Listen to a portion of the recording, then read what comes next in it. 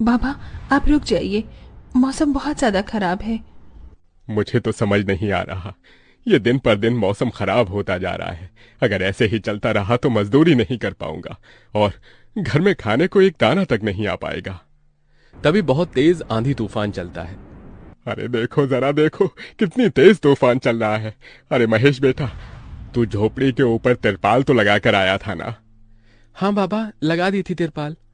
और उसके ऊपर तूने ईंटें रखी थी या नहीं? बाबा, ईंट रखना तो मैं भूल गया। महेश के इतना कहते ही झोपड़ी के अंदर बारिश की वजह से पानी टपकना शुरू हो जाता है। हे भगवान महेश, तूने ये क्या किया? तुझे मैंने कहा था बारिश और तूफान तेज है, तुझे ईंटें रख देनी चाहिए थी। मुझे लग रहा है कि तिरपाल उड़ गई। चल चल मेरे साथ चल।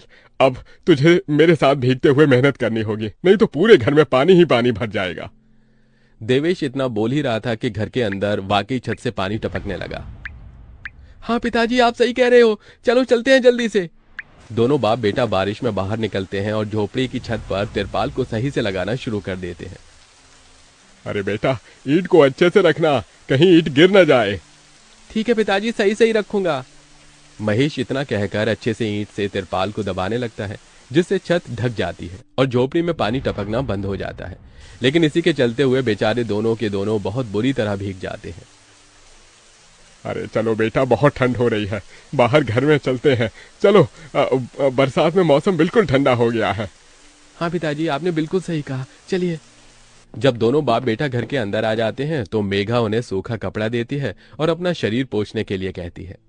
आप लोग अपना शरीर पोंछ लो और सूखे कपड़े पहन लो, नहीं तो ठंड लग सकती है।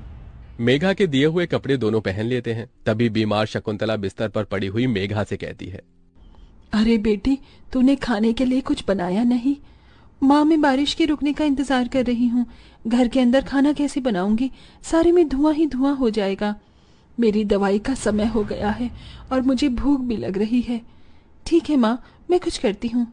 मेघा अपने सिर पर एक सफेद कट्टा रखकर बारिश से बचते हुए बाहर से कुछ ईंटें लाकर घर के अंदर ही छोटा सा चूल्हा बना लेती है और उसी पर खाना बनाना शुरू करती है। अरे बेटी, पूरे घर में धुआं ही धुआं हो गया है। पिताजी, खाना बनाना भी तो बहुत जरूरी था।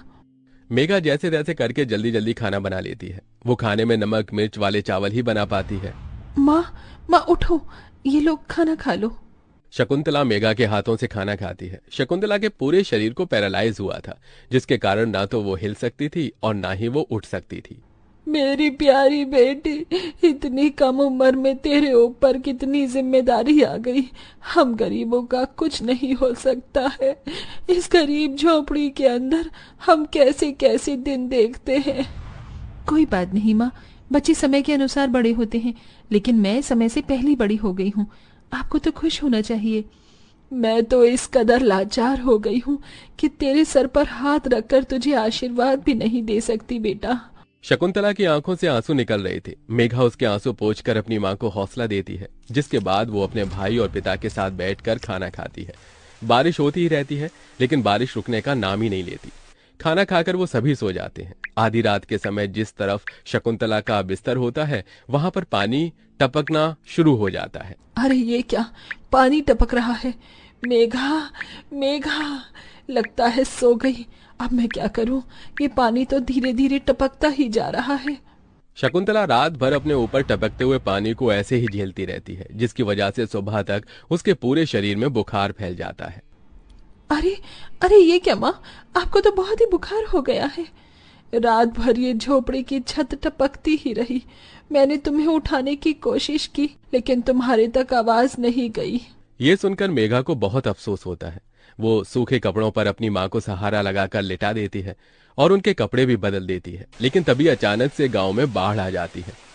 अरे अरे ये क्या हो, यहाँ तो पानी भर रहा है। अरे लगता है गांव में बाढ़ आ गई है। अरे हम लोग क्या करें? अरे बेटा महेश, अरे भाई, अपनी माँ को कंधे पर उठा, नहीं तो हम सभी बह जाएंगे। अरे पानी में कोई जुगाड़ करता हूँ बेटा। देवेश फौरन घर के बाहर जाता है। जहां वो आसपास देखता है, उसे एक रेडी दिखाई देती है। देवेश उसे लेकर आता है, जिस पर शकुंतला को लिटा देता है।